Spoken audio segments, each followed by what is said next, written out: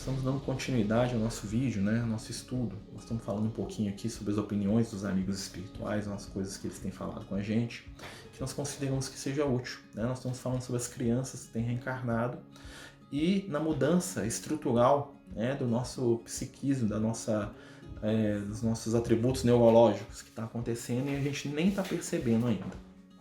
A gente estava falando, né, das crianças cristal, né, que são espíritos que já têm uma percepção, uma empatia muito diferente da nossa e que ao reencarnar, né, principalmente no início do século XXI até agora, muitas vezes têm passado por muitos dilemas, principalmente junto aos pais, né?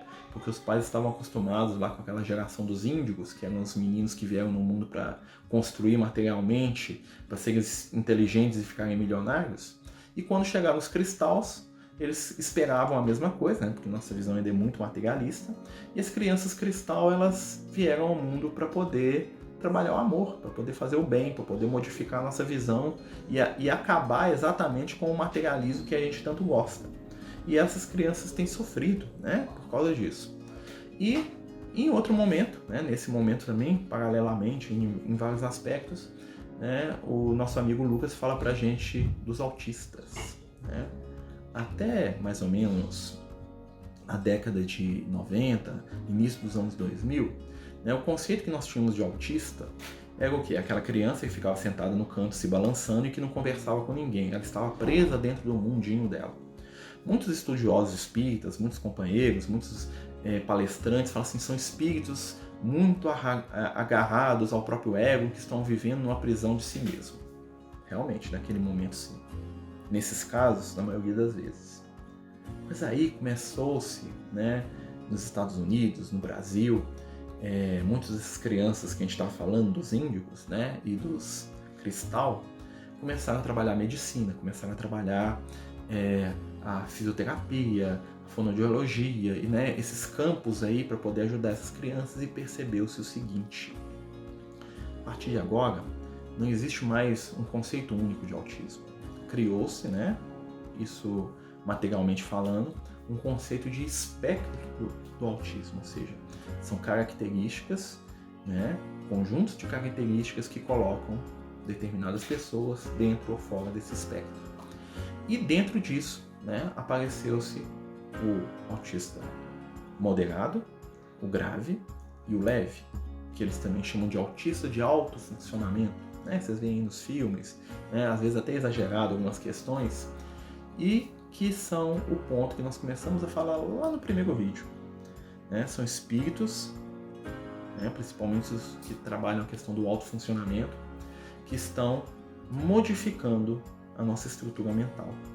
Eles estão reencarnando e eles veem a vida e percebem, né, o ambiente à sua volta, como eles gostam de dizer, de maneira diversa.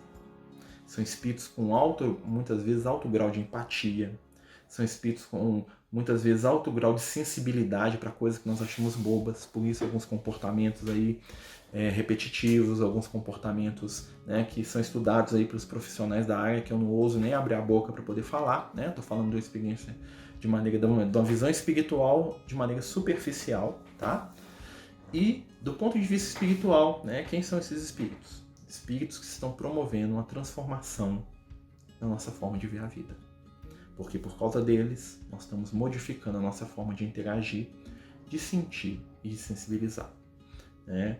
Então, quando a gente tem contato com uma criança de alto funcionamento, vamos dizer assim, estou usando esse termo científico, me apropriando, né? Sem ser digno, às vezes, de me apropriar pela minha falta de conhecimento acadêmico, mas essas crianças nos ensinam a ter paciência, a ter calma.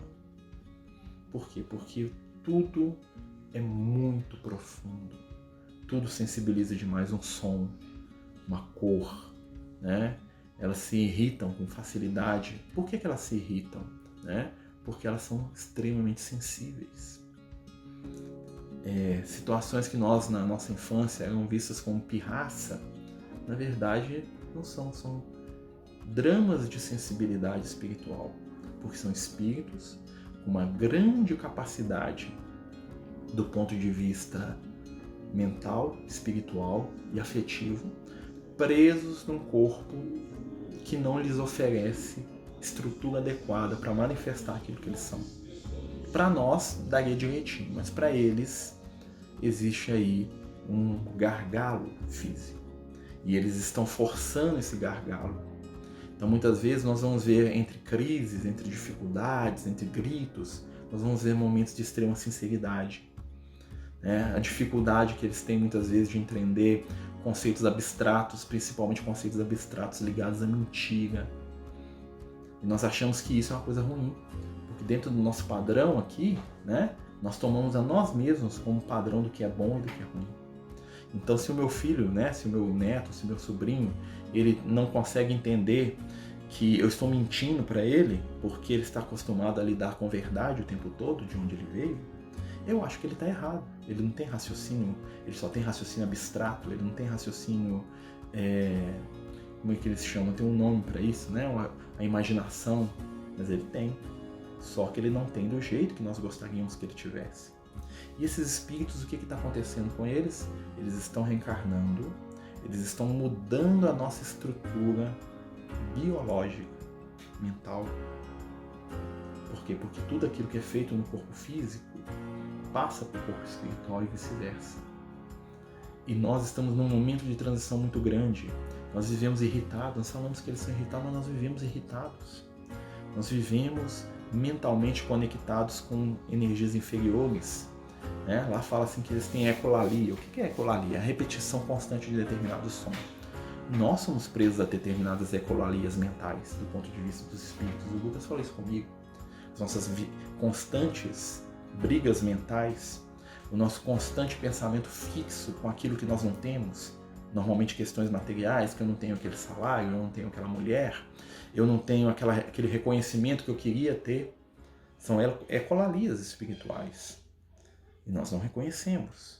Mas quando eles repetem 20 vezes a mesma musiquinha, nós nos preocupamos, E nós tentamos ajudá-los. E tem sido aí de suma importância o trabalho desses nossos irmãos missionários aí na área da medicina, na área da fisioterapia, da terapia ocupacional, da psicologia, da psiquiatria, que nós não temos nada para falar contra, que nós não temos nem condição de levantar a voz. São verdadeiros missionários do Cristo, que estão lutando para ajudar essas crianças, mas mesmo assim também estão presos dos nossos conceitos, do que é real, do que é certo, E esses espíritos, eles estão aqui para promover a nossa mudança. Não vamos ser nós que vamos transformá-los em normais. São eles que vão alterar a nossa forma de perceber a vida para nos transformar em espirituais. Isso quer dizer que toda criança que tem um distúrbio, ou que é autista, ou que tem um espírito iluminado, não. Como nós falamos, existem vários grupos. Existem espíritos que estão aqui, que são missionários. Você vai ver isso nas ações deles. Existem outros que são espíritos que estão em prova, estão aprendendo, estão lutando com as suas dificuldades. Existem outros espíritos, conforme muitos companheiros nos falam, que são realmente prisioneiros dentro do próprio corpo. Espíritos arrogantes, agressivos, violentos, Mas a gente tem que tratar todos da mesma forma. Porque assim como eles, nós também somos autistas do espírito. Somos espíritos desconectados da realidade da vida, isolados do mundo espiritual, abandonados a nós mesmos e cegos a tudo aquilo que é realidade espiritual, e nós não queremos e não damos conta de perceber. Aí nós vamos falar no próximo vídeo um pouquinho dos autistas espirituais que nós somos. Queria agradecer a todos por nos escutar, Queria mais uma vez reforçar, que o trabalho aí dos companheiros que são terapeutas, que fazem inúmeras intervenções nessa área, o qual nós não temos nem condição de arremedar de forma alguma. O nosso objetivo aqui é falar da visão espiritual da coisa, graças aí às orientações aí do nosso querido Lucas, dos nossos amigos espirituais que nos ajudam a tentar entender algo que pra gente também é difícil. E queria muito falar a todos aí que nós continuamos com a nossa página no Instagram, os Amigos do Caminho, que é uma página destinada a mandar mensagens espirituais para as pessoas, vindas aí de companheiros iluminados aí que nos trazem todos os dias uma gotinha da luz que eles possuem, né? Estamos aí com trabalho no YouTube agora, pedir a ajuda de vocês para nos ajudar a divulgar, curtir, essas coisas todas aí que eu não sei muito bem como é que funciona, né? Mas, no mais é isso, meus irmãos. Muita paz, muita luz, e no próximo vídeo nós vamos falar aí do autismo espiritual, na visão do nosso amigo Lucas, certo? Muito obrigado aí pela paciência. Tenham todos aí um ótimo dia.